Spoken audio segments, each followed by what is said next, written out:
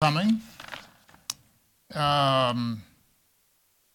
The concluded meeting last week between President Obama and Xi Jinping is a subject today, in particular the effect or non-effect on Taiwan. But I should say I'm Seth Cropsey, senior fellow here at Hudson, and also director of Hudson's Center for American Sea Power, which is only tangentially connected with Taiwan's defense. In January of 1914, because I'm going to make some comments and then introduce our speakers, but we'll start with my comments. In January of 1914, French President Raymond Poincaré, at some political risk, dined at the German embassy in Paris. The following month, successful Franco-German talks permitted France's participation in funding the enterprise that was intended to connect Berlin to the Persian Gulf. This was part of a series of military and economic measures that the European powers, as well as America, undertook in the years immediately before the outbreak of World War I. This agreement on funding the Berlin Railway didn't address the nationalism, interlocking alliances, ambition, and universally held suspicion among the European powers that the assassination of Archduke Ferdinand ignited in beginning in August of 1914. The agreement last week between the U.S. and China on so-called cap-and-trade measures aimed at reducing the emission of pollutants reminded me of the 1914 Franco-German cooperation on railway building. The 1914 breakthrough united a few of France and Germany's economic and colonial interests. It did not address Europe's fundamental security challenges. The cap-and-trade agreement between the U.S. and China is possible because the latter may share an interest with the former in controlling pollution. Of course, this has nothing to do with the much larger question of China's claims in the international waters of the South and East China Seas. It tells us nothing about China's long-term strategic objectives in devoting increasing resources to its military where no country threatens it. It resolves nothing in the legal, diplomatic, and military maneuvers by which China aims to expand its dominion to the sea.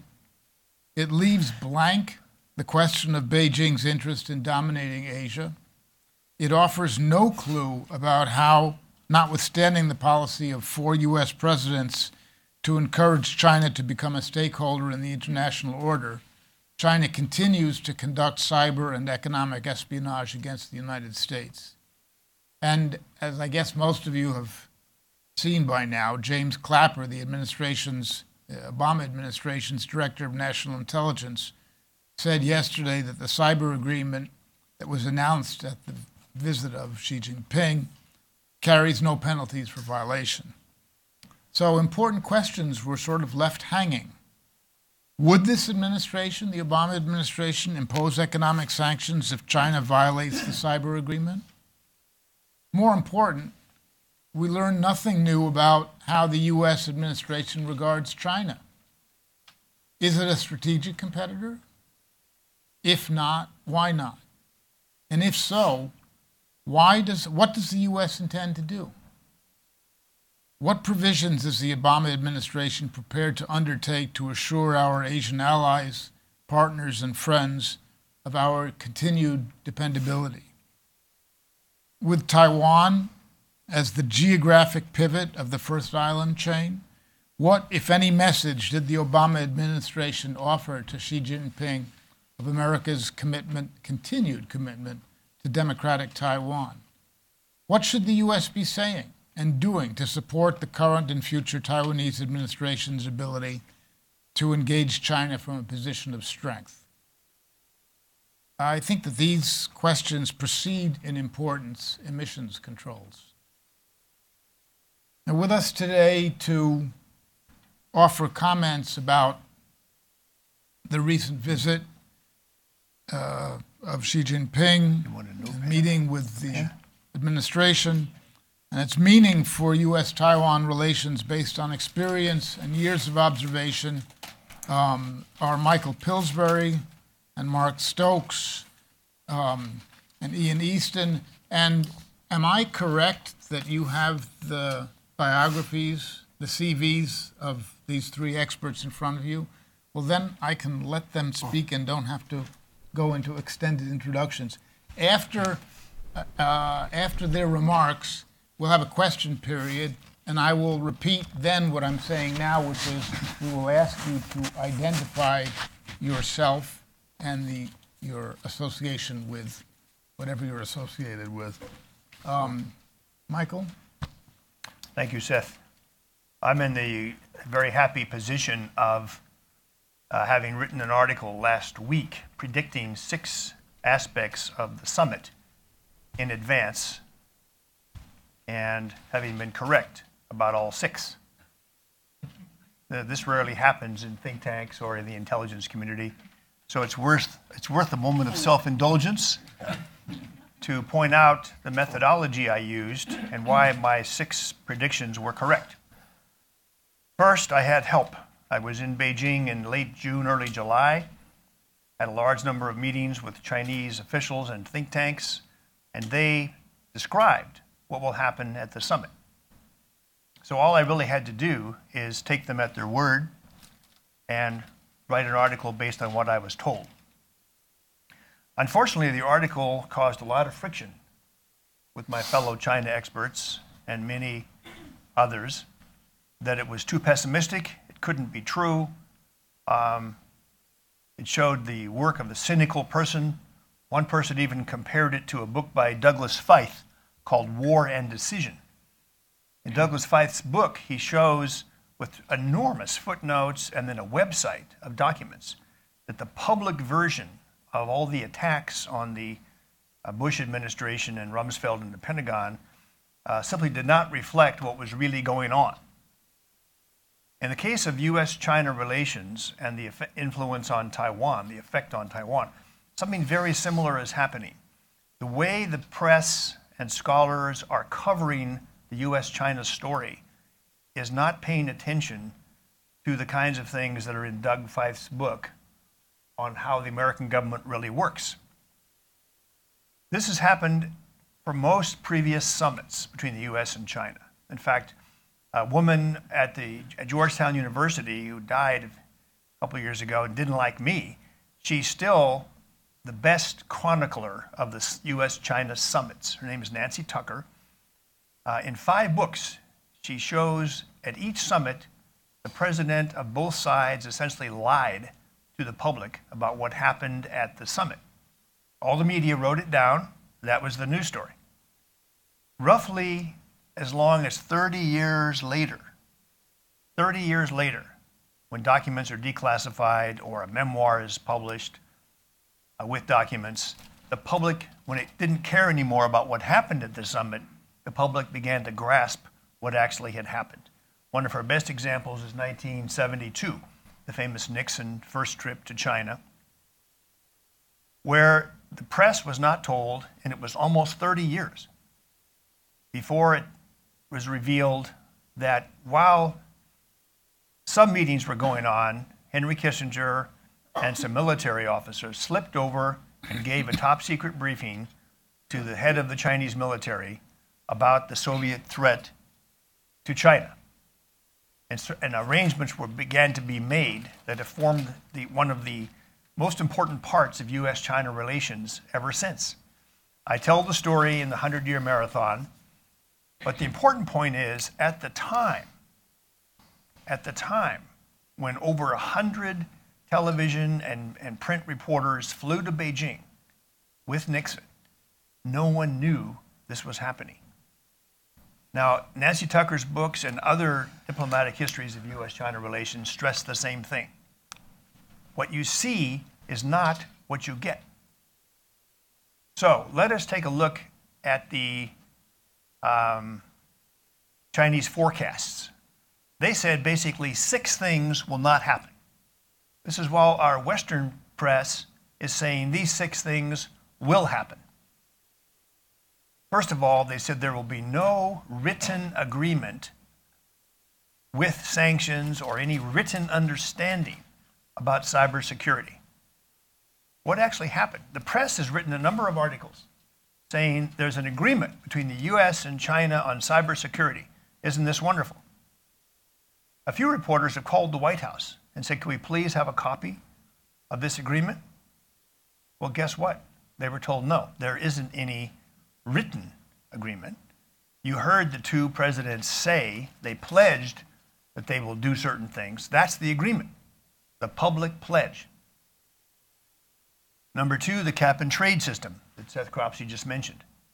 Some reporters have been asking, maybe please have a copy of this wonderful new environmental breakthrough for a cap and trade system that will begin sometime in 2017.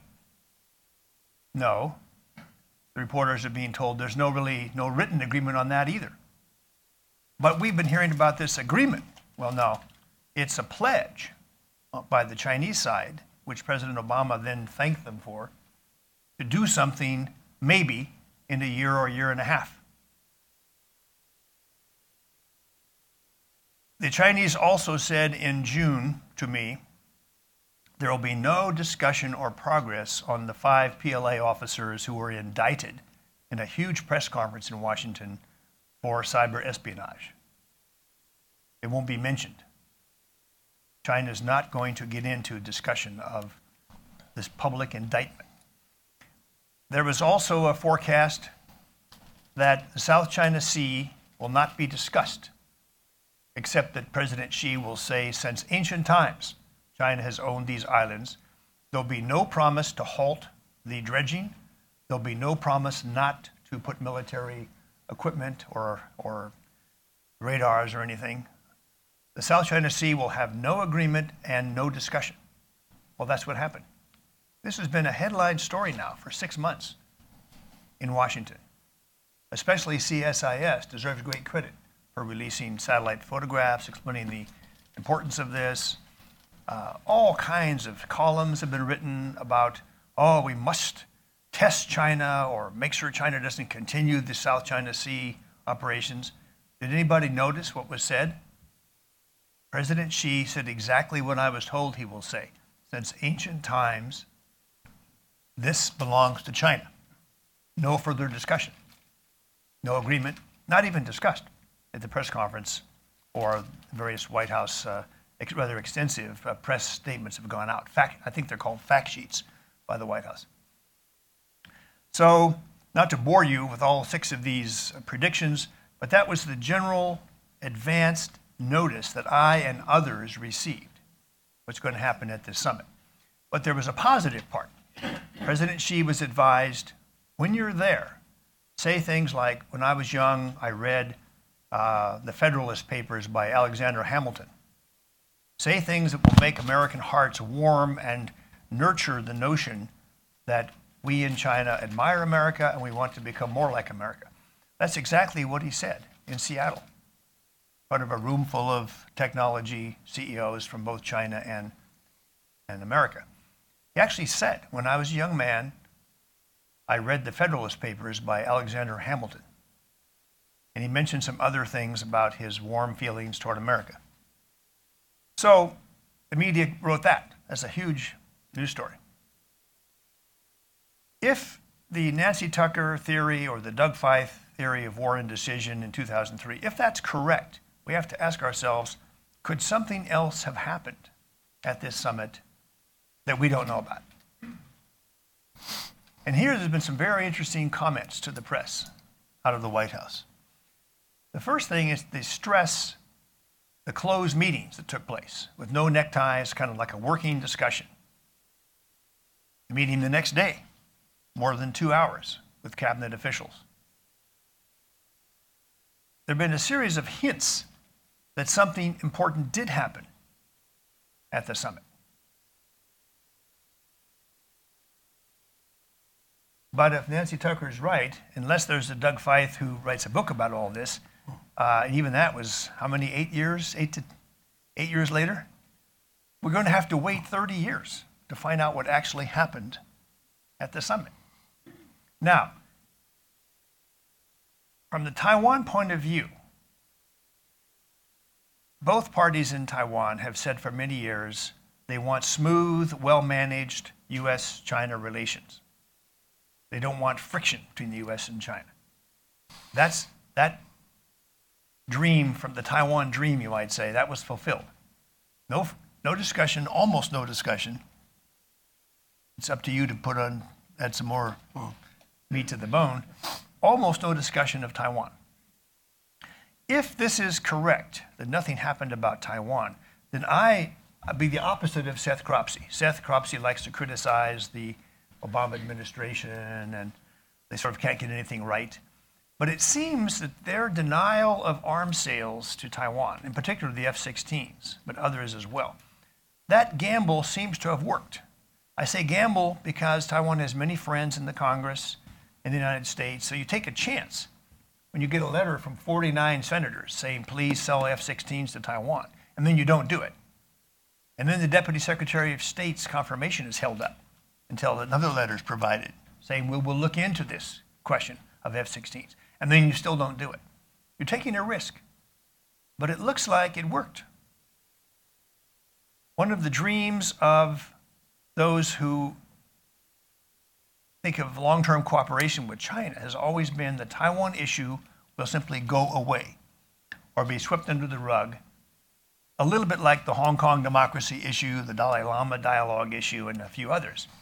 It appears from the outside that that is what in fact happened. So what's the message for Taiwan? Our dream has come true. The US and Chinese presidents had a summit. Taiwan was not a problem. There was apparently no friction about Taiwan. There's a brief mention, which is quite mandatory in all previous summits. Our relationship is based on the 3 communiques and the Taiwan Relations Act. But even the slight abbreviation was used. No further discussion. So in my forecast of the 6 things that would not happen, I have to confess error. I did not put number 7 because no one told me this in Beijing. I should have had number 7. Taiwan will not be a problem between the US and China. No warnings about don't elect Tsai Ing-wen and the DPP were exchanged, according to the public comments. The US side in the past, this is my last point, in the past, the feeling on Taiwan has been, well, the Americans will never let Taiwan become too close to China. We've all been told this many, many times. You Americans, Taiwan friends often impute to America a geopolitical and national security interest that Taiwan shouldn't grow closer and closer to the mainland. This is considered as a matter of faith in Taiwan. Surely the Americans will stop any Taiwan president who tries to get closer and closer to Beijing. It's a topic of a very wonderful press conference with Ray Burkhardt about 4 years ago. Ray Burkhardt, the chairman of the AIT, said, no, in my 30 years in the US government, I've never heard anyone say that. There is no limit. There's no American red line on how far Taiwan can go with mainland China, as long as the people of Taiwan agree to it. It's the only limit, and that's up to the people on Taiwan. So the Ray Burkhardt press conference was then put up on the AIT website in Taipei, and many friends in Taiwan simply didn't believe it. They said, this can't be. There must be a secret American plan to keep Taiwan away from Beijing, and somehow Ray Burkhardt is lying and deceiving people by saying that there isn't. So this matter of faith continues even to today. But actually, I think Ray Burkhardt is right. I think there is no geopolitical limit placed by the US government on how far Taiwan can go.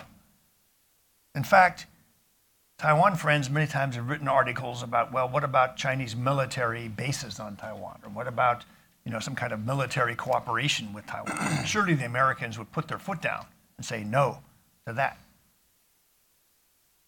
My personal view is that's not correct. The United States has not taken any official position that Taiwan should not cooperate with the Chinese military.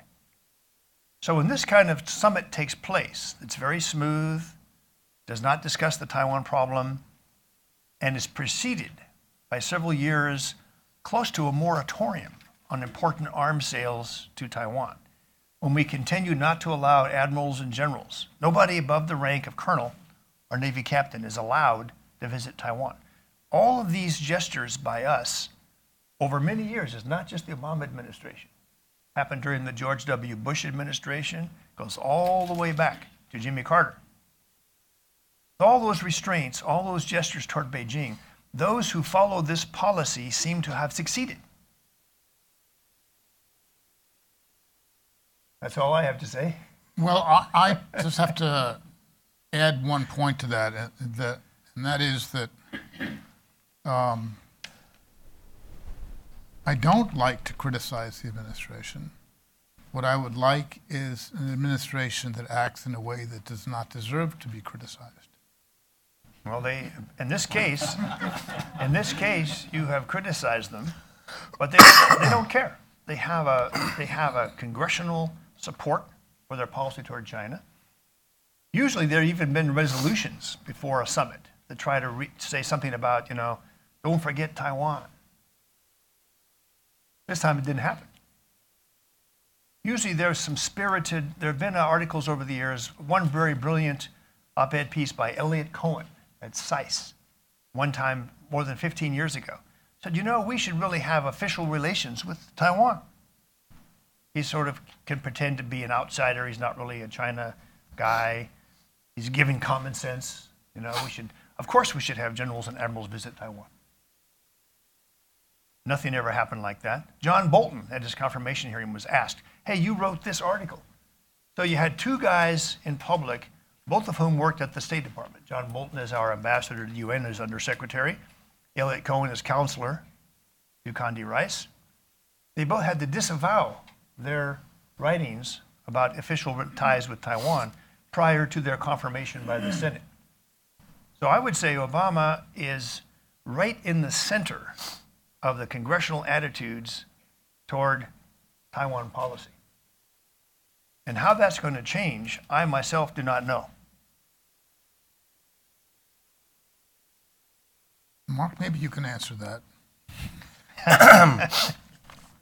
I'm not sure if I have an answer or one that would be worth sort of expanding on, but first I'd like to express appreciation to come here to the Hudson Institute and make a presentation on one of my favorite topics, which is Taiwan and U.S. policy, and also relationship with Beijing in the context of the recent visit of the General Secretary of the Chinese Communist Party, Xi Jinping, Chairman of the Joint Central Military Commission, as well as the President of the People's Republic of China.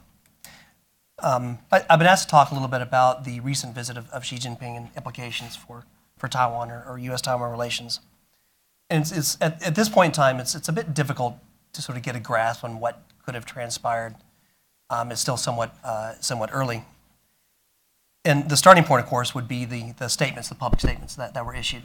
The first issued by the White House, in which President Obama declared commitment to the Taiwan Relations Act, as well as the three joint U.S. PRC communiques. But it's also worth noting that the other statement, presumably with some officiality, was released in Beijing through Xinhua, the official state news organization, that said that President Obama, and this is rough, I only saw the English, I didn't see the original Chinese, but President Obama also reiterated U.S. commitment to the One China policy and the principles stated in the joint U.S.-China, the three joint U.S.-China communiques, saying that his country, meaning the United States, does not support the independence of Taiwan, Tibet, Xinjiang, and will not interfere in Hong Kong affairs. Notice the linkage, of course, that he made between Taiwan and Tibet and Xinjiang sort of skirting over the issue that these are very separate, very separate issues. So in short, it's a bit early to sort of assess the impact on the summit. I would be one, put myself in sort of the skeptical position that it would have much of an impact. If there was a decision for a sharp change in U.S. policy toward Taiwan and cross-strait political situation in general, that decision, more than likely, at least based on history, would have been made during the first months once the Obama administration would have come into power, which notionally would have been 2009. And history is important, as Dr. Pillsbury noted. History is very important in terms because most major policy changes would occur, at least a decision to make a policy change would occur in the initial months through a policy review in the administration. The last major shift we had in U.S. policy, in terms of a decision to shift U.S. policy, was actually probably summer of 1977, which laid the groundwork would eventually turn out to be the second U.S.-China communique in terms of the shift in diplomatic relations from the Republic of China over to the People's Republic of China. But since then, there's been significant continuity in the way the United States approaches our official relations with the People's Republic of China and unofficial relations with Taiwan. But there are some characteristics in terms of the continuity. There are some aspects, and it's worth highlighting some of the areas of continuity. And what I would do is sort of highlight what I would call 4 schools of thought regarding U.S. policy toward Taiwan and cross-strait relations in general. 4 schools of thought that's remained relatively consistent ever since 1979, and in one form or another actually since the 1950s and not 1949. Of course, right now we have, of course, the Taiwan Relations Act, sort of a basis for our policy toward Taiwan, tempered by, of course, the 3 joint communiques, but bearing in mind the TRA certainly takes precedent because it's U.S. law. But over the last several years, there have been a growing number of opinion leaders in the United States that tends to fall within one of these very, very rough 4 categories. I say very rough. This is inexact. This is imprecise. This is just, and some may argue, if pressed on who to place in these categories, I'm sure many would not necessarily associate with this particular school of thought, but I'll lay them out anyway. 3 of these schools of thought, I think, do exist. The last school of thought that I'll address doesn't really exist yet, but it could. The first school of thought would be what I call the accommodationist school. It's a relatively new school has come up, but arguably maybe one of the first articles could have showed up in 1998 in a foreign affairs piece that came very close to actually advocating U.S. support for the Chinese Communist Party's one country, 2 systems approach, in which there's one China, Taiwan is part of China, and the PRC is the sole representative of China in the international community. But it really received a major boost when a former vice chairman of the Joint Chiefs of Staff wrote an article, published an article in I believe the Financial Times, calling for what he called a thoughtful review of the Taiwan Relations Act. So I'd say the accommodationist school really has 3 strains within it. One being like the former vice chairman who calls flat out for a review of the Taiwan Relations Act, if not revoking or at least eliminating the 2 security-related provisions of the Taiwan Relations Act. The first security-related provision being providing Taiwan with necessary defense articles and services for sufficient self-defense. The second part of the TRA, which is very important but often forgotten, is it's in the U.S. interest to maintain the capacity to respond to use of force and other forms of coercion, and this becomes very relevant in one of the strains of accommodationist thought. The accommodation school, of course, received a major boost, of course, when writings that started to emerge in 2009, 2010, in various prominent journals associated with the Council on Foreign Relations, calling for whether it's sort of a Finlandization of Taiwan or through a grand bargain in which the United States no longer provides security assistance to Taiwan, whether it's in the form of arms sales or whether it's in maintaining the capacity to respond to use of force. And so that's certainly another strain in terms of just an outright sort of stopping the U.S. defense relationship with Taiwan.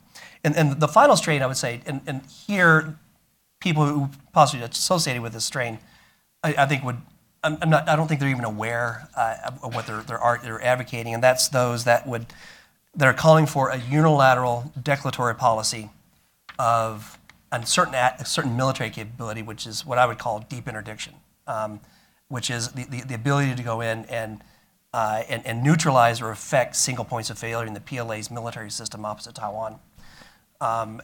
originally these are calls calling for U.S. to abandon, for example, air-sea battle and to stop any investment or any investments into this sort of capability. The reason why I associate this with the accommodation goal is arguably in order for the United States to truly maintain the capacity to respond to use of force against Taiwan, or at least forced cessation of hostilities, is there needs to be multiple tools in the toolkit, of which deep interdiction is certainly one. And arguably, this has been a capability the United States has had in our arsenal ever since 1950s. It's never gone away. Center for Strategic and Budgetary Analysis, of course, implied that this is sort of a game changer, or sort of a new way of thinking in terms of concepts formerly known as air-sea battle. But the reality, I think, there's always been this inherent capability. And to call for a unilateral declaratory policy when this capacity, having the capacity not necessarily used and held in reserve, by abandoning that unilaterally is, in my view, a form of accommodation. So this is the accommodation school, and so there's a range of others in terms of if somebody has questions, I can sort of try to address them. The second school is by far the dominant school, and that's what I would call the status quo school in terms of U.S. policy. In this day and age, the status quo school is perhaps the most vocal in opposition to some of the views of the accommodation school, and very much supportive of the current framework of the Taiwan Relations Act in terms of arms sales, judicious arms sales, who were able to articulate effectively the U.S. position on our one China policy. And I will say, I think very effective in doing so, and staunchly supportive of the Taiwan Relations Act. In terms of an example, the article, Nancy Tucker, Bonnie Glazier have done, I think, some of the best jobs of countering some of the accommodation school arguments. Alan Warrenberg, I'd say, is a leading authority on terms of U.S. one China policy and policy toward Taiwan. And admirably, all have been quite vocal about opposing some of the accommodation school views. As a general rule, the accommodation school, needs to say, is going to at least have tacit support or at least going to have sympathy from the Chinese Communist Party in Beijing. The status quo school, I would argue, has the implicit support of both sides of the political spectrum on Taiwan, both the KMT and the DPP. I'm not one who views the DPP today as being anywhere close to what they were before in terms of some of their policies, in terms of being so-called pro-independence, and has been quite adamant about the idea of maintaining sort of this, no change to the status quo. The third school is what I would call the normalization school, for lack of a better term. And there are two sort of streams within the normalization school. I would say, in terms of recent years, one of the leading proponents, John Tasek, who's written some really very, very good pieces on calling for a shift in the U.S. one China policy. This particular, on the normalization policy, those who sort of question whether the wisdom of our current one China policy and whether or not we could be better served by sort of adjusting our own views on how we deal with Taiwan. Another aspect of the normalization school tends to be somewhat ambivalent or maybe indifferent on the aspects of one China policy per se, but quite strong in advocacy for Taiwan playing a larger role in the United States defense policy in Asia. And I would tend to put myself in this category to some extent by calling for Taiwan to play a larger role in terms of U.S. strategy and what used to be called air-sea battle, or at least sort of assured access in the region. Joe Bosco, of course, has done some very good work along these lines. This particular strain within what I call the normalization school tends to view U.S. or Taiwan in somewhat of an instrumental fashion. Instrumental in the sense of the role that Taiwan can play in a broader, long-term, 100-year marathon competition with the Chinese Communist Party and China. And also very much emphasis on the military aspects of things. So this is sort of the traditional lines of public advocacy that may exist in Washington. The fourth school doesn't necessarily exist today. But I mean, there are some traces of it. There's some traces, but for lack of a better term, I would call this the liberal realist school of thought. And I use these terms with some precision, not that well thought out. Just this morning over coffee. I use the term liberal because there's certainly recognizing the importance of U.S. Security support to Taiwan, whether it's on arms sales or maintaining the capacity, but less emphasis and more on principles. In other words, the idea that principles have a very important role in U.S. interests. The fact that Taiwan has evolved into a democracy, and recognizing that our current one China, but the key aspect of this liberal realist school is the idea of working within the framework of the U.S. one China policy. The most prominent person that I think may have outlined one of the most, in terms of articulating one of the best arguments, actually would be John Bolton, all the way back in 1999, 2000, in a piece that he did for American Enterprise Institute, that said moving toward a more normal relationship with the ROC, the Republic of China, would not in any form or fashion go outside of our one China policy. That our one China policy, he didn't use these words, but generally is broad enough and flexible enough to drive an aircraft carrier through. In the sense that it's possible that Taiwan, in objective reality, does exist as an independent sovereign state, ROC, and there's really nothing that in terms of limits, bearing in mind that between 1972 and 1979, we had a one China policy. We also had an embassy in Taipei. We had a formal liaison office, State Department diplomatic representative office in Beijing. We had 2 presidential levels visits to Beijing. We had 1 vice president level visit to Taipei. So it's recognizing sort of the possibilities within our one China framework about what could be done gradually. For lack of a better term, one can call this view either liberal realist or perhaps U.S. one China, two governments approach. I use the term liberal, of course, to represent the principal aspects of looking at the value of Taiwan as having intrinsic value and not necessarily instrumental value. I use the term realist because, and not in the sort of the defensive realist or the offensive realist perspective, but use the realist is that in this school, it would recognize objective reality. It would recognize that one China policy is a constructed narrative. It can be useful as long as people recognize that it is a constructed narrative, and there's flexibility within that.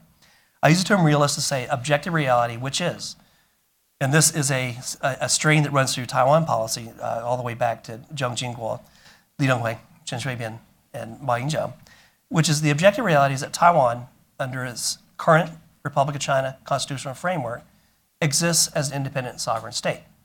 Saying the word state, of course, is politically incorrect, so one could say government as an opposing term. This strain of thinking in terms of U.S. policy, when you look through the histories, the FRUS, the Foreign Relations United States history, there has been a strain in U.S. policy to think that it makes sense to have fairly normal relations with governments that are legitimate. And this was a strain that actually was all the way up to 1971, and all the way to 1977 was always an option in U.S. policy about having fairly normal relations with both sides of the Taiwan Strait. Within this liberal realist school, there could be two streams. One stream would be under the view in terms of, in order to be able to maintain a broader U.S. one China policy in terms of approach, having a more normal relationship, that it's sort of a multilateral approach in which if Beijing would just perhaps come up with a more creative approach to just one China policy, for example, use of the term shared sovereignty in terms of trying to sort of appeal to Beijing to adopt sort of this concept of shared sovereignty, that perhaps it would provide more room for the U.S. policy to adjust accordingly. Or there's been some arguments, for example, that would advocate, calling upon the DPP to come up with some sort of not necessarily 92 consensus, but at least some kind of a rough, very, very notional one China framework. I would not necessarily, wouldn't associate myself with this strain of the liberal realist school, but there is another strain that believes that U.S. could do things unilaterally to create more running room within our one China policy without asking Beijing to change their views, which of course would be somewhat difficult, or even trying to insert yourself in the Taiwan's political process. And that much could be done on the U.S. side to gradually rethink what is in the realm of possibility in relations with Taiwan, the Republic of China, in a way that sort of breaks out of this framework of viewing one China policy as being a zero-sum game. So with that, I'll close here and make a few considerations, thoughts in terms of what going forward. I would argue, first of all, what needs to be done, or what could be worth considering here in the Washington area or anywhere in the United States, would be what I would call a national conference on the future of U.S.-Taiwan relations. I use this term purposely. One of the most significant turning points in U.S. relations with the PRC took place in April of 1965 with a National Conference on U.S.-China Relations, National Conference on China, that brought together individuals all the way from various communities together in one room to be able to air their views and air their opinions. That took place in Washington, D.C. Here, a National Conference on U.S.-Taiwan Relations would bring representatives to be able to explain thoughts associated with each one of these four schools of thinking, all the way from, let the accommodation school have their day. They can advocate in favor of getting rid of the Taiwan Relations Act or that. That can be balanced, of course, by those who advocate the status quo policy, those who advocate in favor of sort of a real look at the one China policy in general, as opposed to others who could look at ways in which the United States could move toward a more normal relationship, not too different from what we had between 1972 and 1979. So I'll throw that out as the first. Second, related to this, could be what's really needed is the formation, eventually, of something what I would call a National Committee on U.S.-Taiwan Relations. There's a National Committee on U.S.-China Relations. Why isn't there a National Committee on U.S.-Taiwan Relations? Again, something that sort of brings in representatives from each of these four schools of thought. The third, I would say the more near term, definitely bear in mind what arms sales are. They're not just for Taiwan's defense, but arms sales, particularly those requiring congressional notifications, are the most visible manifestation of Taiwan's sovereign status today. The most visible manifestation of the relevance of the Taiwan Relations Act. I would argue moving with haste, now that Xi Jinping is I guess, I don't know if he's leaving today out of New York City, but move forward with haste on congressional notifications that may exist and sitting on the table. Particularly the transfer of PFG-2 destroyers, which if that notification does not go through and letter offer and acceptance signed fairly soon, we're going to be asking Taiwan taxpayers to be paying a lot more than they would otherwise. I think this is very important. At a minimum, this one. If not, there's some other things on the table that really need to be moved forward. And then finally, I would advocate, this is one of my favorite subjects, but related to this, which falls in somewhat an arms sales category, but not necessarily. And I would advocate somehow promulgating or communicating with U.S. industry some kind of a blanket marketing license, be able to sort of define the parameters of what U.S. industry can do to assist Taiwan in its development of diesel-electric submarines. This one of the important things in policy is maintaining consistency and maintaining sort of a consistency in policy positions. President Bush, on April 21st, 2001, committed to assist Taiwan in its acquisition of diesel-electric submarines. In my view, that should be adhered to. And it's time, right now, Taiwan has made a major change in terms of its policy on diesel-electric submarines, in terms of agreeing and seeing the wisdom in approaching this from an indigenous development perspective, and it needs to be supported in full. Blanket marketing license to defining the parameters with the Secretary of Navy report to Congress on considerations for export controls on submarines could be somewhat of a baseline. This was issued in 1992. It's fairly clear on some of the obvious conditions in maintaining attention to U.S. export control interests. But also support refurbishment of Taiwan's existing submarines, guppies, if they're even still operational. In particular, Sea Dragon submarines. It makes all the sense in the world to refurbish these systems. There's been precedent. There's been submarine launch harpoons that have been approved, and there's other aspects of this, and so should support Taiwan in its refurbishment of existing submarines. There should also be, if Taiwan requests it, support, even if through foreign military channels, of issues that could help Taiwan to manage a very, very complex program management services, for example. I think would be very important in the role the United States can play. Not too different from what we did with the PFG-2 program back in the 1990s, where we have an organization that's set up to assist on program management, as well as systems engineering services. Bearing in mind that I'm not sure if there are many restraints on European vendors supporting in terms of consulting contracts, and at a minimum, the United States should be treated equally, given with certain tech transfer parameters. So with that, I'll turn it back over to the moderator. Thank you, Mark. We'll take in suggestions. Ian? Well, good afternoon, and thank you very much to Seth Cropsey and Michael Pillsbury for the invitation to be here. It is an absolute privilege to be back at the Hudson Institute. I thought I might say a few words about the future of Taiwan's defense and what this summit may or may not mean for that.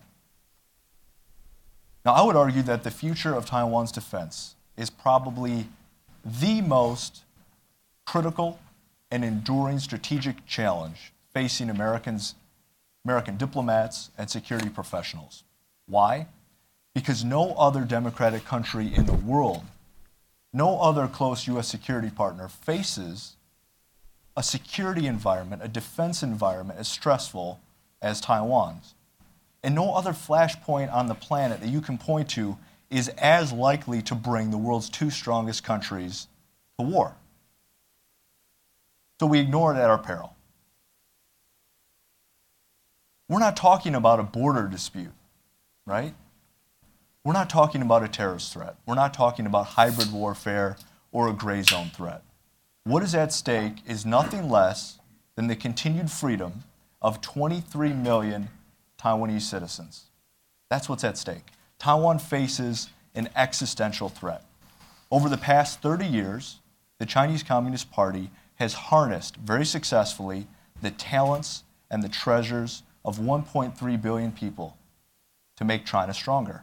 And in recent years, we've seen China create a military machine that could possibly be powerful enough to challenge the United States and the world order that we lead.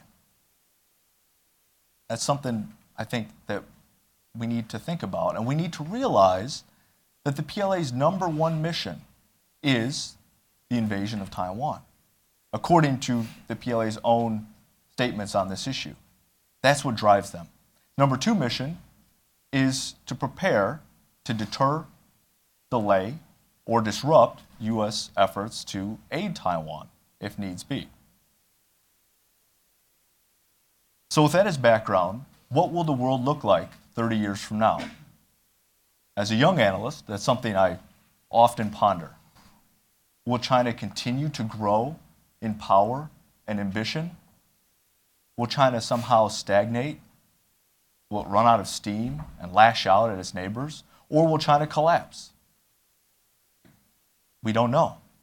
But whatever it does, Taiwan's national life will be at risk as long as the Chinese Communist Party has a complete monopoly, has that total grip on political power in Beijing.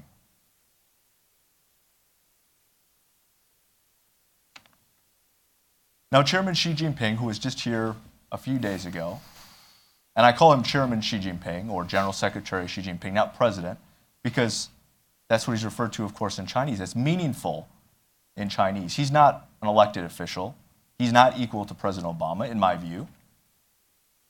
So Chairman Xi Jinping, who was just here in Washington, D.C., said nothing about Taiwan during his visit.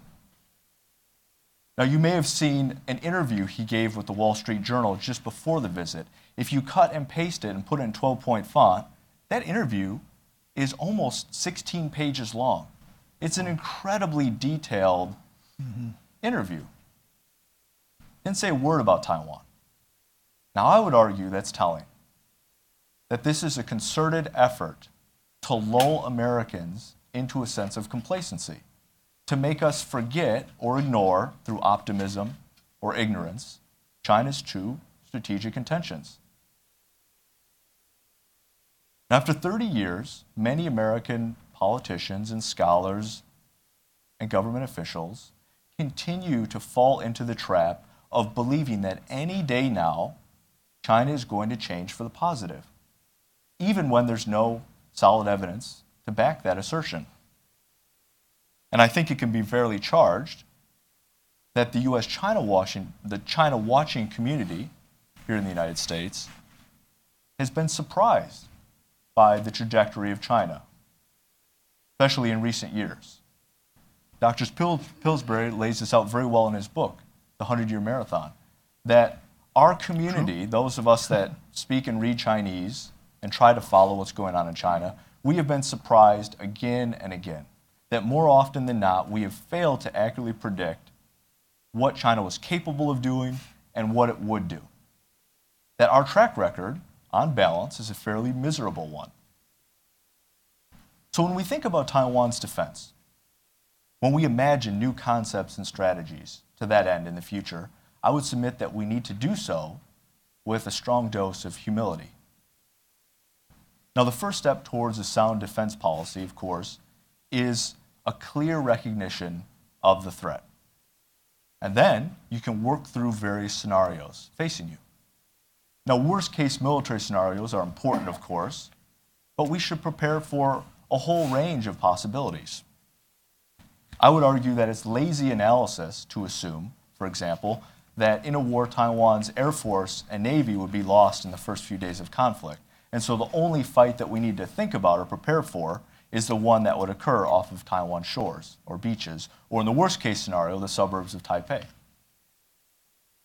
Now, one of the biggest problems, and perhaps one of the reasons for this, is that not enough Chinese linguists and China specialists here in Washington and across the country, not enough focus on the defense of Taiwan.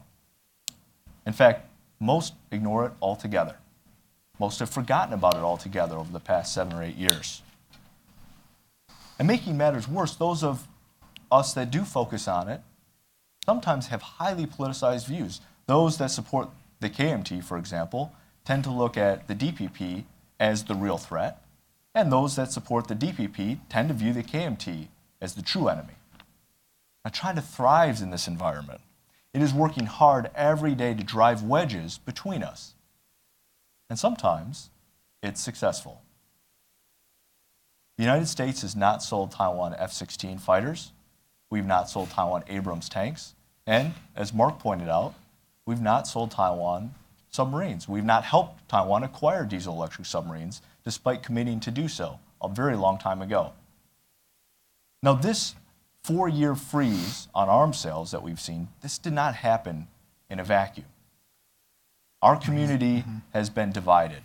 And instead of working together in a united fashion against a common enemy, which is logically what people do when you're facing a common challenge, we've just worked against each other.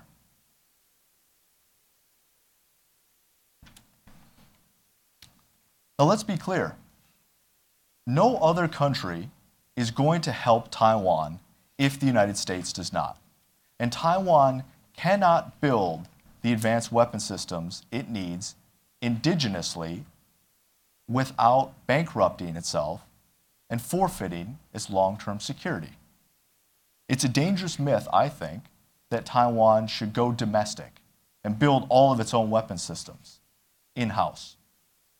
My view is that whenever the PLA introduces a new capability, the United States should sell Taiwan or otherwise help Taiwan acquire a better capability, or at least something equivalent.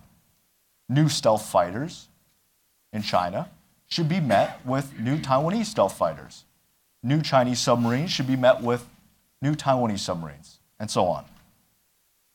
What I'm suggesting, however, is not a strategy of winning a competition for numbers. Taiwan cannot outspend China, nor should we ever expect Taipei to raise its defense budget to a level higher than that preferred by the citizens of Taiwan, the voters. However, small to medium-sized batches of American cutting-edge capabilities are easily within Taiwan's grasp in terms of the ability to finance. What I'm suggesting is thinking strategically and not tactically about U.S. arms sales to Taiwan. Quality can and does defeat quantity. And it's not just about weapons platforms. One U.S. Navy ship visit to Taiwan would have the same impact on Taiwan's defense, I would argue, as an entire squadron of new fighter planes. One PACOM commander or Undersecretary of Defense for Policy visit to Taiwan, preferably to combine them into a visit together, that would have the same impact on Taiwan's defense, I would argue, as a whole new fleet of diesel submarines in Taiwan's inventory. One call from the White House to the presidential office in Taipei, one phone call, would have the same impact as a dozen new missile defense launchers. Some of our best weapons are diplomatic ones. And we often forget that. Now, both President Obama and President Ma in my view, are peacemakers. They both have dedicated their administrations to trying to improve relations with China. Now, this is a worthy goal and one that is befitting our great, generous democracies. But their efforts at accommodating and assuring China have been rejected. It is clear that China continues to view our countries as enemies. And no matter what we do, that will not change as long as the Communist Party is in power. Our efforts and our goodwill are taken for signs of weakness. So unfortunately, we are now in a position where neither bold new arms sales nor far-reaching diplomatic initiatives, which Mark described, are being considered. We're not considering either of them. Neither is on the table. What little Washington and Taipei are doing appears to be constrained by fear. And it's the fear of this unknown Beijing response, the potential Beijing response, which seems limitless on a dark horizon in our minds. It's fear, not logic, that are driving a lot of policy decisions.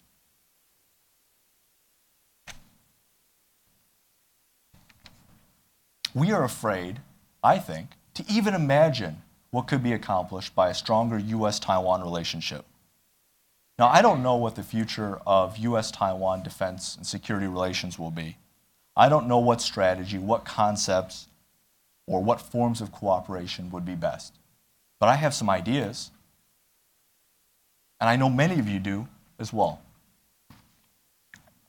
30 years from now, I really hope that when we look back, we don't look back with regret and wonder whether a stronger approach could have saved the peace that we today see slipping away in Asia. Thank you. Thank you, Ian.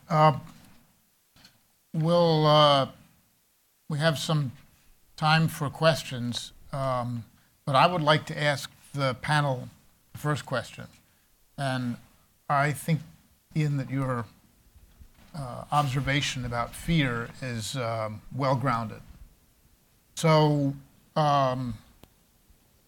what I'd like to ask the panel is, what would China do if, for example, President Obama picked up the phone and called President Ma? What would China do if we rejiggered the export controls to allow the export of technology needed for submarines?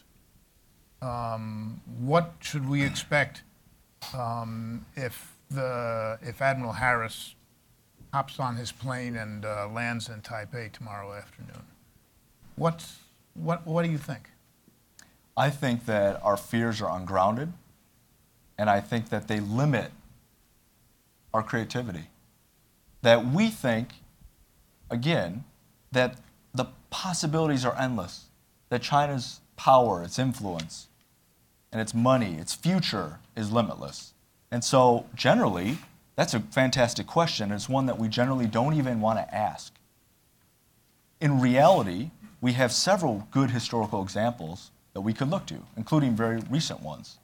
If you would have asked somebody a year ago, what would happen if Marine Corps F-18s were suddenly to show up at Tainan Air Base,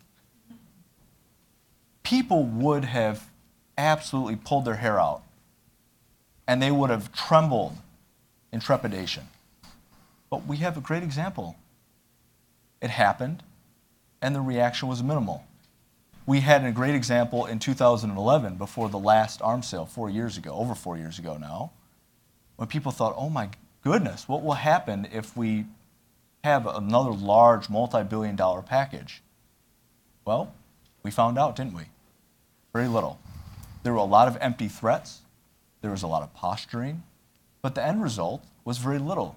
And so I would argue that if we're logical about it, if we look at the historical record, and we think through what our own national interests are, and those are clear, peace and stability in the Taiwan Strait.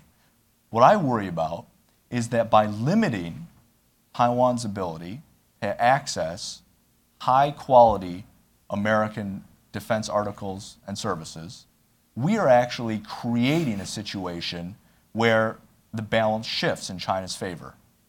And once you create an imbalance in the world like that, especially at a sensitive flashpoint, what you're doing is you're actually encouraging conflict to happen. The last thing you ever want to do is create an imbalance. And unfortunately, I worry that that's what we're doing. And so I would argue that it is in our national interest to do the type of things that Mark offered, to do some of the things that I hinted at in terms of high-level visits, including ship visits, including warfighter visits, policymaker visits, and others, phone calls, that none of these things are beyond our possibility, and none of the potential consequences would be beyond our ability to bear. Well, you mentioned the two things. One would be a phone call from President Obama to President Ma Ying-jeou, and the other one being the submarine in terms of technical assistance.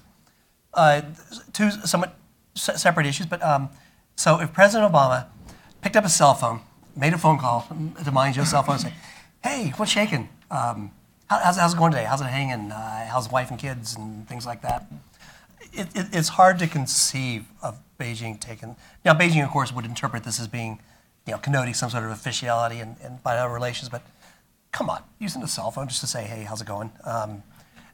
It's unreasonable. So it gets to the point of what's reasonable and what's not reasonable. In general, Beijing's policies today toward Taiwan are, in my view, just unreasonable. I would quote Representative Randy Forbes recently, if you didn't see what his questions that he asked President Obama to ask of during his dinner meeting with Xi Jinping was something to the effect of that the objective reality, the status quo in the Taiwan Strait, this is Representative Forbes, the status quo in the Taiwan Strait is the existence of two legitimate governments. Now, who can argue to that? It's true. The status quo in the Taiwan Strait is the existence of two legitimate governments. One, Taiwan, or the Republic of China, liberal democracy. People's Republic of China is a state controlled by the Chinese Communist Party, a single party state. And then it goes on to say that applying, this is him making a recommendation to President Obama to ask Xi Jinping, applying your one country, two systems framework to U.S.-Taiwan relations, how can you claim the right to represent 23 million people who enjoy popular sovereignty? Now, and to me, it's a decent question. I mean, sure, it doesn't make sense. It's just not Beijing's approach. Is it reasonable? So what would Beijing do? Okay, worst case scenario, they could lob missiles. It's sort of they could seize an offshore island, but really this is a U.S. issue. So how would they punish the United States? Maybe they could freeze the military-to-military relationship. Or maybe they could punish U.S. defense companies, but we're talking about a phone call. So there's arranging. They could do a démarche. They could withdraw an ambassador. They could downgrade relations to sort of one headed by a deputy chief of mission or something. And there's all kinds of things that they could do and have done in the past. On the tech transfer issue, we did a study in 2011, I forgot the year, 2011, 2012, by looking at the historical record on Beijing's reactions to U.S. arms sales. As a general rule, they will, every single announcement, whether it's under the congressional notifications come in two forms. One is under paragraph 36B, which is on notifications on arms sales through FMS channels of anything above 50 million. The other one is a 36B or 36C, which is direct commercial sale. What we're talking about here is a DCS. There's no detail in that congressional notification. In general, there's just a rough announcement. And this is a private. This is U.S. a company. This is a industry. It's in some ways a commercial issue. It's consistent with the nature of our unofficial relations with Taiwan, and they really wouldn't have much grounds to stand on. They have done démarches on direct commercial sale programs before, but generally what Beijing is really concerned about, I don't think they're that concerned. I mean, they're concerned about certain military aspects, but it's not the military aspect of arms sales, or in this case, submarine transfer, that really matters in my view to Beijing. It's the political legitimacy that arms sales represent. It's notifying to Congress and to announce an arms sale in a manner that actually belies or undercuts the PRC's stated profession, of which there's one China, Taiwan's part of China, and theoretically, if we were an arms sale to a province of China, then we should go through Beijing. But when it comes to something like this, if it's a DCS, a tech transfer licensing, or consulting, or program management services, there's really not much of a leg to stand on. I don't know why all the hand-wringing. It just doesn't make sense to me. I think there's a lot of self-deterring going on, particularly in the case in which it's a DCS. It's a tech transfer program. It's a consulting program. It doesn't. There's arms sales are important, FMS, but this is something that's just difficult to understand why. I can see the tech transfer concerns, export control concerns on U.S. technology, submarines. There are some that argue that submarines, there's different arguments, but the one about fearing Beijing's reaction to me is the one that's void of, in my view, legitimate concern. And then the follow-on question, of course, is what would the third order effect be? So if Beijing did something to us to punish us for doing what's in our national interest vis-a-vis Taiwan, then what would we do in response to that? So for example, if sanctions were levied against a major U.S. industry as a result of an arms sale, for example, or if they pulled their ambassador or cut the mill-to-mill relationship because we sent a high-level U.S. official or a group of high-level U.S. officials to Taiwan, or because President Obama made a phone call, then you can think about what the American reaction might be. You can think about how over 300 million Americans who probably didn't think that much about Taiwan in their day-to-day lives would suddenly be reading about something that would seem very unreasonable from their perspective, and that could very quickly sour and color their views of China and the relationship with China, and cause them to question some of the fundamental assumptions, I would argue myths, that undergird the U.S.-China relationship. And so the third order effects are important as well. It's not just what Beijing could do to us, it's also what our natural response as a country would be in that unreasonable situation. Oh, and by the way, I have to point out, Mark, that a former Assistant Secretary of Defense, Richard Pearl, used to refer to demarches as demarshmallows, as far as the seriousness of these and diplomatic niceties are concerned. Michael? I would answer your question in two ways. First of all, imagine a marriage of 40 years in which I'm referring now to arrangements that Henry Kissinger first made about Taiwan from the very beginning of his trip to Beijing in 1971. In fact, we can personalize it. Imagine it's you. You're married, 40 years, and you call your wife and say, I'm not coming home tonight, but I'll be home tomorrow because I'm going to go sleep with my old girlfriend. And your question really is, well, what would she do? And I would submit, to use one of Mark Stokes' words, you're self-deterred. You know there will be some kind of consequence. You can't be quite sure what it is, but because the context is you're breaking at least an implied commitment that you will not sleep with your old girlfriend, even for one night, the reaction could be quite strong. And also, any consultation you would have with your male friends, will you bring this up? I'm thinking about, this action. What do you think my wife will do? I think most of your male friends would say, Seth, you really don't want to find out. But secondly, back to Mark's 4 schools. All 4 of these schools, with the possible exception of the 4th school that doesn't fully exist yet, but 3.5 schools would totally block this idea before it even reached the president's desk. So what seems to outsiders like common sense, why can't President George W. Bush telephone Taiwan's president? Most people don't even know that's totally forbidden. Why can't Pacific Command, not just the commander himself, as Ian mentioned, why can't even one admiral or one general visit? Why can't ship visits take place? Or why can't U.S. Air Force aircraft visit Taiwan? Why is there no what is called interoperability? This was tried inside, by the way, Mark's 4 schools all seem to involve former government officials. So you can probably conclude indirectly what Mark is saying These four schools of thought seem to exist inside the U.S. government. But the fifth school, or the aggressive version of the fourth school, to test the limits of officiality, this hasn't been tried yet. So there's another issue, which is whether Taiwan would accept these generous gestures. Because you have to have advance notification. You can't just sail in with a U.S. Navy ship. So in Taiwan's political system, they might begin a discussion. Well, is this a good idea or not? And as soon as Beijing finds out that the Americans and some people in Taiwan are thinking this kind of thing, if you read Mark Stokes' brilliant writings on China's influence operations, as soon as Beijing finds out something like this is being considered, they would take, wouldn't you say, fairly serious measures? I would use the term active measures. Active measures. Bear in mind that China's system is adopted from the Communist Party of the Soviet Union. But what remains to be done, and I suspect Ian would support this, most people outside the narrow China-Taiwan community do not know the nature of U.S.-Taiwan relations. For all they know, President Obama and President Ma talk on the phone all the time. They simply do not know. Or U.S. Navy ships don't visit Taiwan since 1978. Nobody knows that. And the big world outside.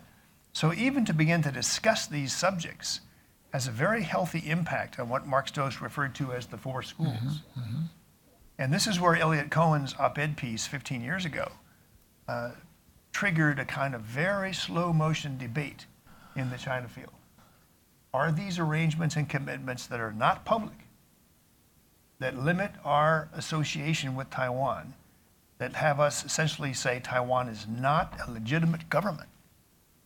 Not a legitimate government. It is local authorities of an unspecified larger body. If that is not examined, and the Congress has never examined this,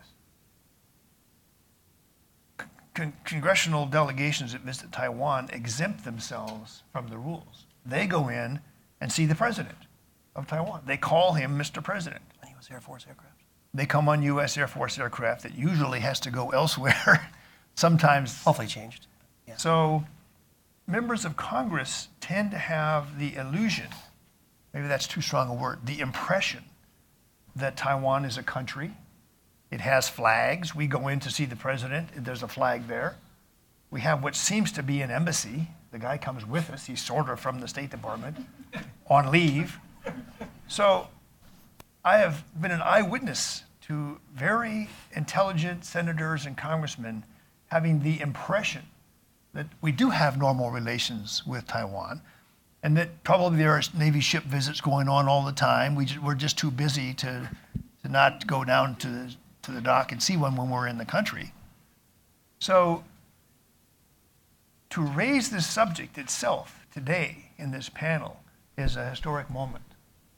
And it's part of the context of Mark Stokes saying, look, these four schools of thought exist. They don't seem to debate each other very much. Why don't we have a national conference on U.S.-Taiwan relations?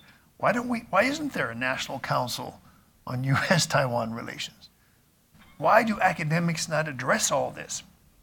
Why aren't there Freedom of Information Act requests for the documents on officiality and the limits? Why can't we have interoperability, to use a big word, interoperability between the Defense Department and Taiwan's armed forces? These are very big issues in our little China field that the outside world so far has paid no attention to. And I think we're trying to say today, look, there's a successful summit in which Taiwan did not come up. Is this the time now to think about improving U.S.-Taiwan relations, strengthening deterrence in case there is something possible involving the use of force that Beijing never ruled out? Is this the time to rethink U.S.-Taiwan relations? That's what all three of us seem to be saying. Although I'm the softest of the three of us, right? I'm in the fourth school that hasn't been formed yet. Are there What would your questions wife, from the you floor? didn't answer my question. What would your wife do then? This is a mixed audience, so I can't really describe But it. again, as good of a metaphor as that is, and it's a good one, we're not married to China, right? You could argue that we're married to our allies, our treaty allies. The accommodation school, I think, does think we're married to China. I think they may, but I think they're wrong. That we're actually married, you could say, we're committed fully in a sacred way to our allies, to Japan, for example, to the Philippines, to Thailand, to the UK. That's a marriage. That's what a marriage looks like. Our relationship with China is very different than that. And so to say that China is our wife and Taiwan is our girlfriend, I think it does help crystallize the thought, but it doesn't fully capture the relationship because, again, it's not a legal actually, we have a legal commitment to Taiwan. All true. We do not have a legal commitment to China. This wasn't my metaphor. I actually got this from a PLA general. He said, 台湾是你们美国的小太太，我们是你的夫人。We are your real wife. Taiwan is just your mistress. Maybe he would like it to be that way. Well, in any case, my wife would not be pleased. Now, would she punish you? I'm sorry? Would she punish you? I think so.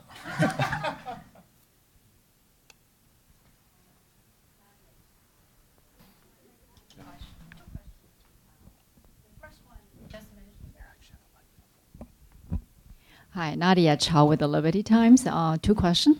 First one, some of the panelists just mentioned Obama government seems to have the Congress support on arms sales on Taiwan because it hasn't been going on for 4 years, and we don't really see a lot of action from the Congress. And yesterday, the conference report for the 2016 Defense Authorization Bill basically killed all the amendments inviting Taiwan to join the red flag exercise or ring pack or, enhance Taiwan's asymmetric capability. So what kind of signal do you think this is sent to Taiwan? And the second question, a lot of people mentioned from Xi Jinping's recent visit, they talk a lot about the strategic future or the structure in Asia by these two countries.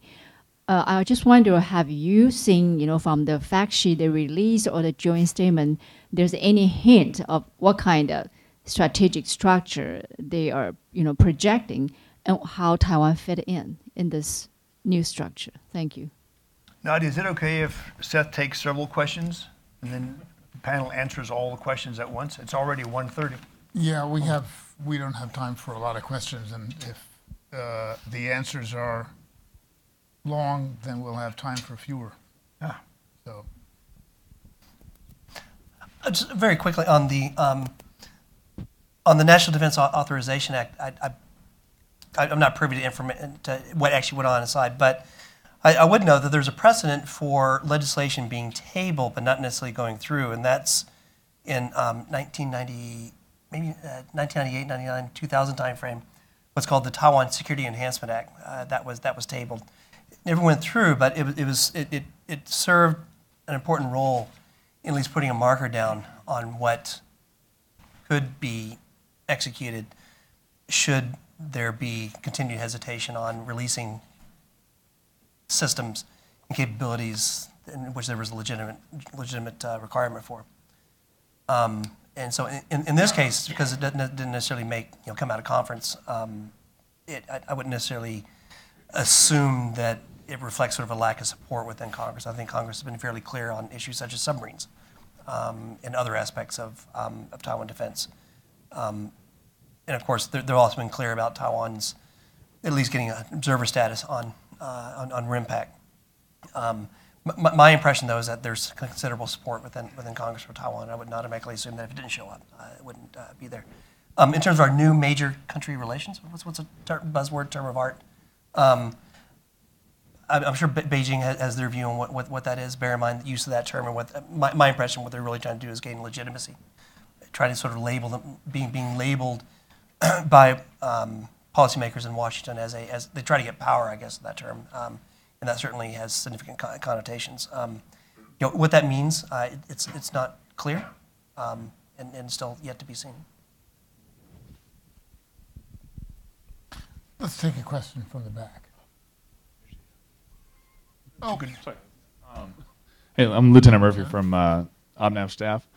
I'll try and be brief, but there's a lot of background to it. So with the South China Sea, along with our relationship with Taiwan, it seems the only action we've taken is meeting with Xi Jinping and not addressing any of the major issues that we've seen.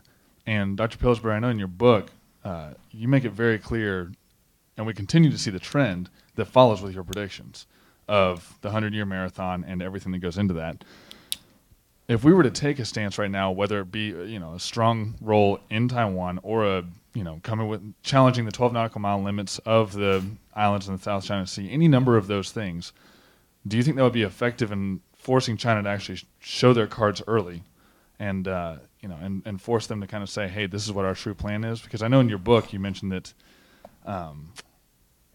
they're just now starting to mention that the 100-year marathon is a true thing, as if it's already too late. But at the same time, we see that the chairman has continued to play the lamb, which means that it seems he's not really ready to go ahead and show his cards and say outright, this is China's goals. Do you think that that we might be able to force their hand a little bit if we did take a strong strategic stance in that case?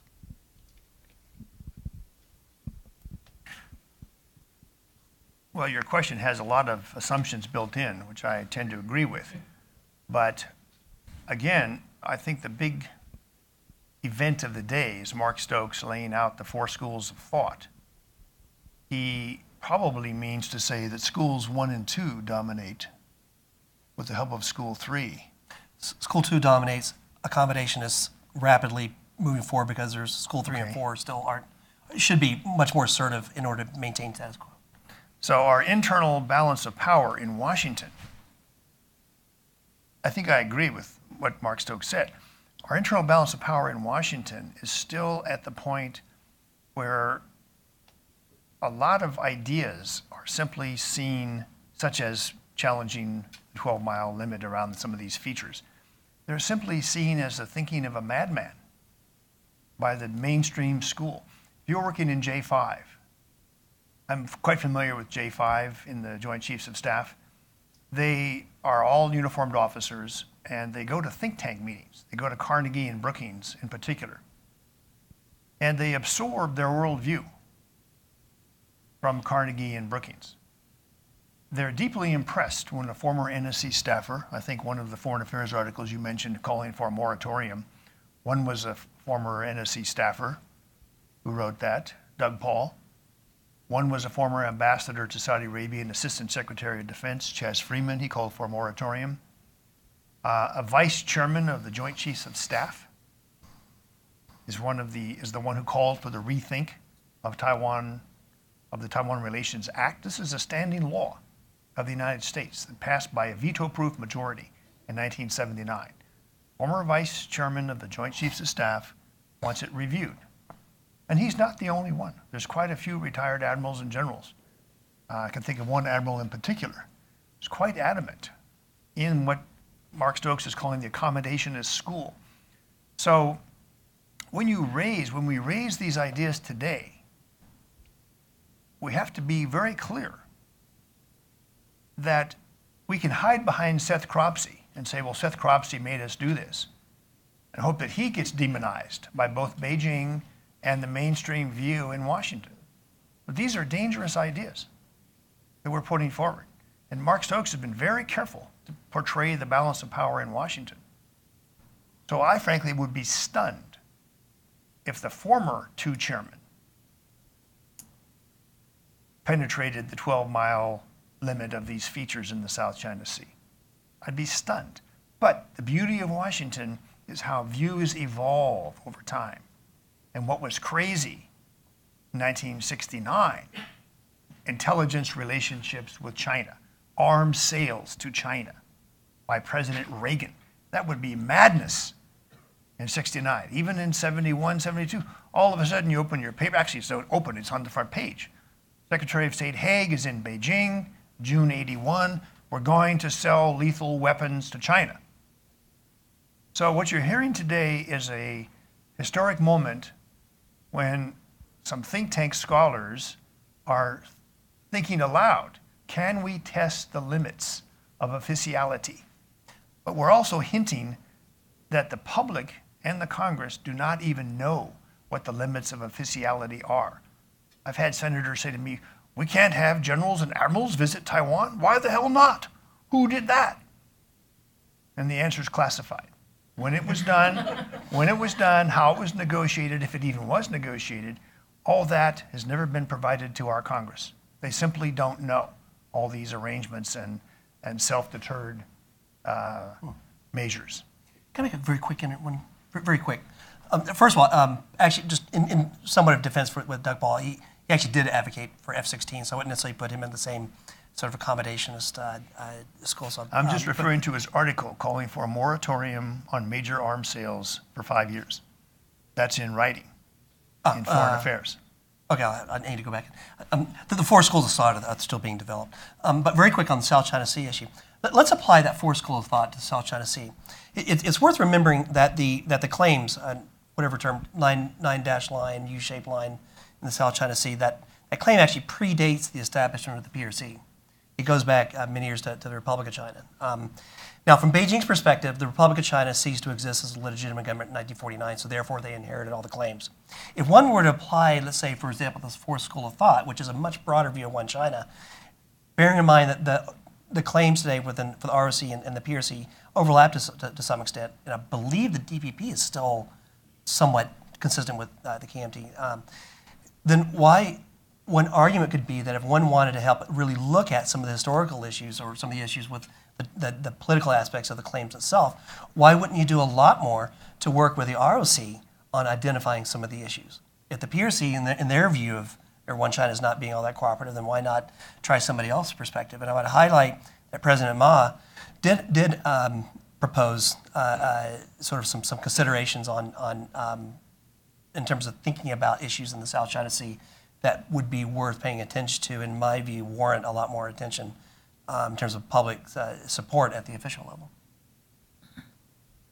All right, we have time for one more question. And there's a young lady in the back of the room there. Thank you. I'm Jane, currently working at Pan American Development Foundation as a fellow. I just wondering, what would you suggest to the new administration of Taiwan, no matter which candidate wins, in order to achieve the peace and stability in Asia? Thank you. Let Ian answer for me. Well, I would say that the number one thing that Taiwan needs to do is to continue to invest heavily in its relationship with the United States. That China has already shown its hand, in a sense, that it's had a beautiful window of opportunity for the past 7 years, both in Washington and in Taipei, to really improve the cross-strait relationship, and it's failed. That the desire for any form of union or annexation or unification, however you think of it, that the voters of Taiwan have outright rejected that. And it's clear in all polling data that we see that it has never been more unpopular today than at any point in history than it is today.